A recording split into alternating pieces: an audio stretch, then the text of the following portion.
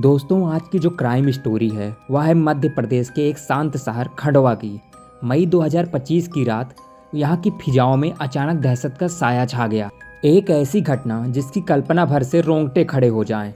3 महीनों में 3 रहस्यमयी वारदातें और पुलिस के सामने खड़ा एक अजीब सवाल, कौन है वो शख्स जो रात होते ही कब्रिस्तान में लौट आता है। खंडवा जिला दक्षिण पश्चिमी मध्य प्रदेश का एक ऐतिहासिक शहर है। शहर के बाहरी हिस्सों में पुराने कब्रिस्तान हैं, जिन्हें लोग बड़ा कब्रिस्तान और सिहाड़ा कब्रिस्तान के नाम से जानते हैं। यह जगह स्थानीय लोगों के लिए आस्था और शांति का केंद्र है। लेकिन मई 2025 में यहाँ कुछ ऐसा होता है जिसने इस शांति को तोड़ दिया। कहानी की शुरुआत होती है 18 मई की एक दुखद घटना से। एक युवती का इंतकाल होता है और परिवार उसे बड़े कब्रिस्तान में दफना देता है। फिर 19 मई की सुबह जब परिजन कब्र पर दुआ पढ़ने गए तो उन्होंने जो नज़ारा देखा, वह नज़ारा देखकर वह सब चौंक गए। कहानी की शुरुआत होती है 18 मई की एक दुखद घटना से। एक युवती का इंतकाल होता है और परिवार उसे बड़े कब्रिस्तान में दफना देता है। फिर 19 मई की सुबह जब परिजन कब्र पर दुआ पढ़ने गए तो उन्होंने जो नज़ारा देखा, वह नज़ारा देखकर वह सब चौंक गए। कब्र की मिट्टी हटाई हुई थी, जैसे लग रहा था कि रात में किसी ने कब्र के साथ छेड़छाड़ किया हो। इलाके में यह खबर आग की तरह फैल गई। लोग वहां पर इकट्ठा होने लगे और लोग इस मामले को तंत्र मंत्र से जोड़ने लग गए। और उसके बाद इस खबर की सूचना पुलिस को दी गई और आधे घंटे बाद पुलिस वहां पर आ जाती है और पुलिस उस जगह को सील करके कब्र पर वापस मिट्टी डलवाती है। लेकिन किसी को इस बात का अंदाज़ा नहीं था, यह तो बस एक शुरुआत है। और फिर उसी रात एक और खबर सामने आई जिससे पूरे इलाके में सनसनी फैल गई। पहली घटना से कुछ किलोमीटर दूर सिहाड़ा कब्रिस्तान में भी एक कब्र के साथ वैसे ही छेड़छाड़ हुआ था।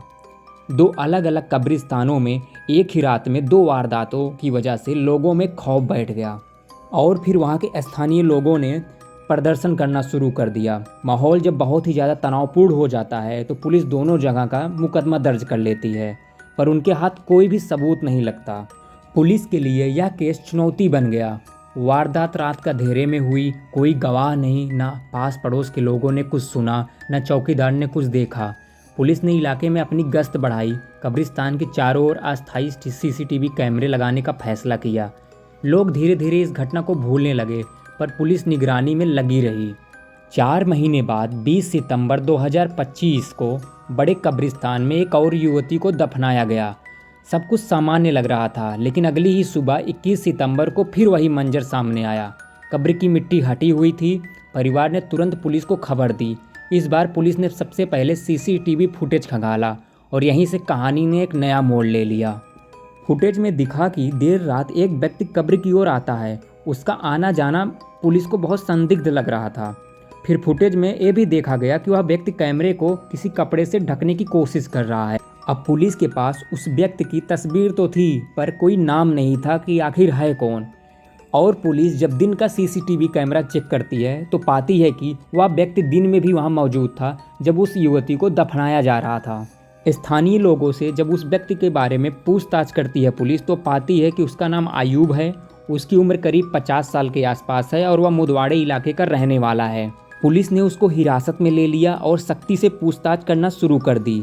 शुरू में तो वह व्यक्ति साफ साफ मना कर देता है कि मैंने यह कुछ नहीं किया है, लेकिन जब सख्ती से उससे पूछताछ होती है तो यह बात मान लेता है कि तीनों वारदातों के पीछे उसी का हाथ था।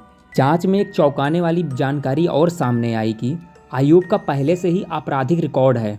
2009 में उसकी पहली पत्नी की संदिग्ध अवस्था में मौत हो जाती है, लेकिन कानूनी प्रक्रिया के चलते वह 15 मई 2025 को जेल से रिहा हो जाता है।